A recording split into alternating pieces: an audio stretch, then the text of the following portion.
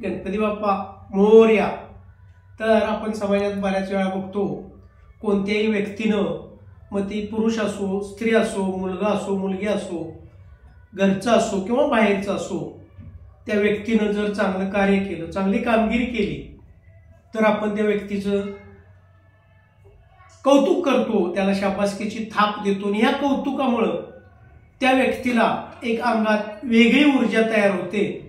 तर माझ्या घरचंच उदाहरण, तर 10 ऑगस्ट 2024 पासून ते 7 सप्टेंबर 2024 पर्यंत आम्ही गणपतीचं डेकोरेशन करत होतो आणि त्यात माझ्या बायकोनं रात्री 12, 1, 2 वाजेपर्यंत जागरण करून मला मदत केली आणि पहाटे परत 5ला ती सराव करायला जात होती।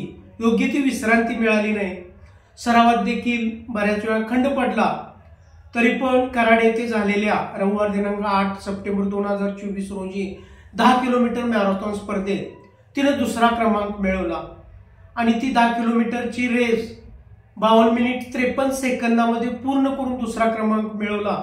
मी तिला म्हणत होतो की ही रेस करायला नको, कारण योग्य ती विश्रांती मिळालेली नाही, डाएट व्यवस्थित मिळालेला नाही, सरावात देखील सातत्य नव्हतं।